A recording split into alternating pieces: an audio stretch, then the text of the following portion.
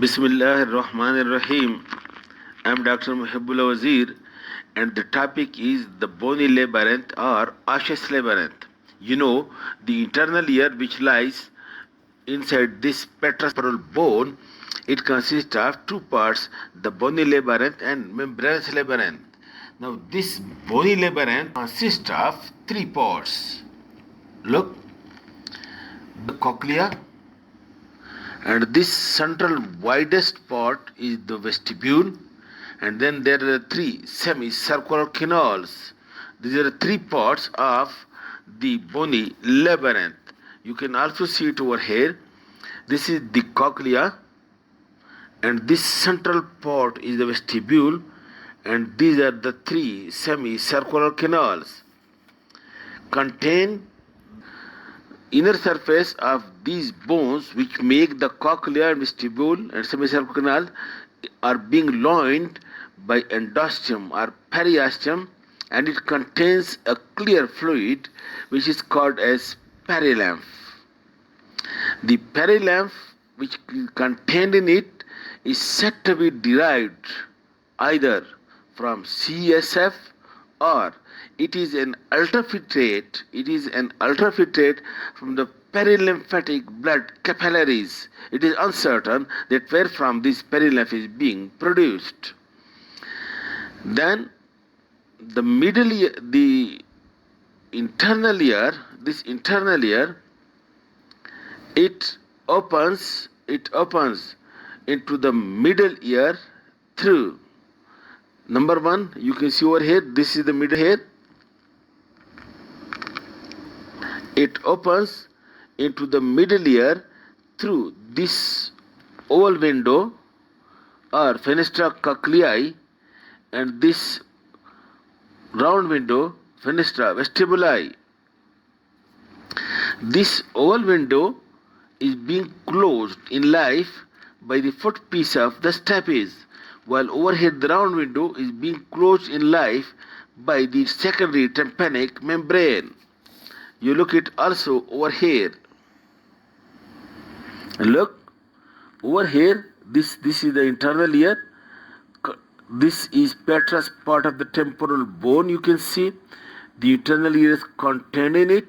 It opens into the middle ear through this oval window and through this round window. It is closed by the tympanic membrane. It is closed by the footpiece of the stapes bone. And it also communicates, this middle ear contained in this petrous part of temporal bone, it also communicates into the posterior cranial fossa. This is posterior cranial fossa. It also communicates to the posterior cranial fossa through the aqueduct, Look, this is vestibular aqueduct, this canal which is called as vestibular aqueduct. This middle ear is connected to the posterior cranial fossa through this foramen which is being called as through this canal which is vestibular aqueduct, which is being closed in life by the endolymphatic duct and endolymphatic sac. This, you look over here please. This is the endolymphatic duct and endolymphatic sac. This one. Look, this is the cochlea, this is the semicircular canal, this is the vestibule, and this is the aqueduct of vestibule closed in life by this endolymphatic duct and endolymphatic sac. The middle ear also opens to the posterior cranial fossa through this aqueduct of the cochlea or cochlear canal, liculus as well.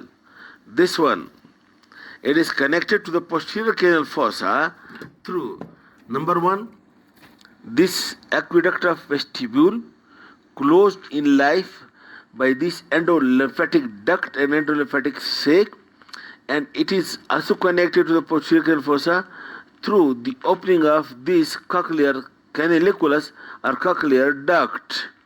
Over here also, this is the cochlear duct, and it is believed that the the perilymph is drained through these ducts into the CSF in the posterior canal fossa connected to the subarachnoid space through this aqueduct of cochlea and this aqueduct of the vestibule.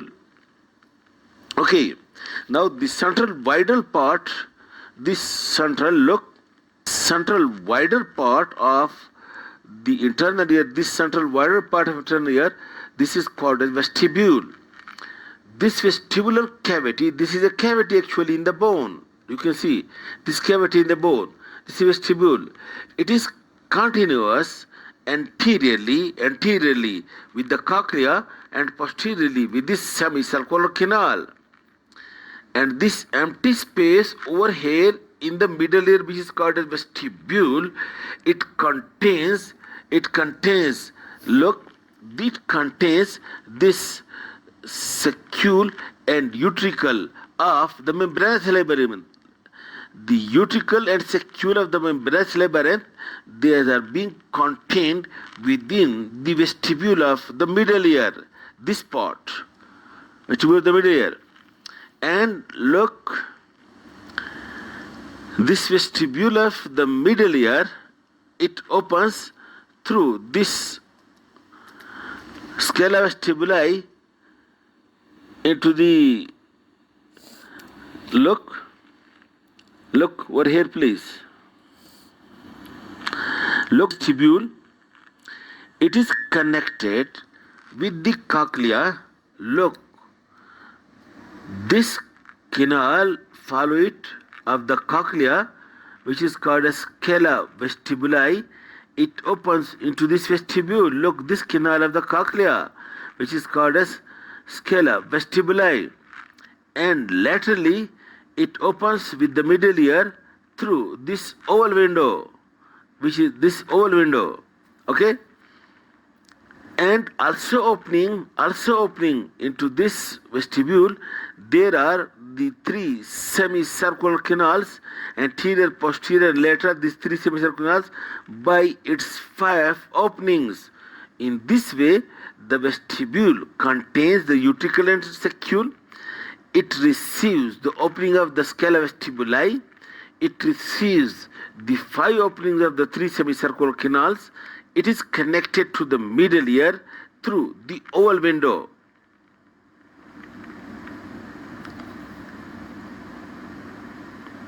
Okay. While the medial wall of this vestibule, it is being related to the internal acoustic meatus, and it lies over here, the medial wall through the internal acoustic meatus, this one, and from over here, the branches of the vestibulocochlear nerve, it enters to reach to the utricle and saccule and to the semicircular canals. Branches through the medial wall, it enters over here to reach to this utricle, saccule and the semicircular canal, which is the organ of hearing and balance. This is the vestibule, and it's in the second lecture of internal ear. Then in the next class, the cochlea and the semicircular canals. Thank you very much.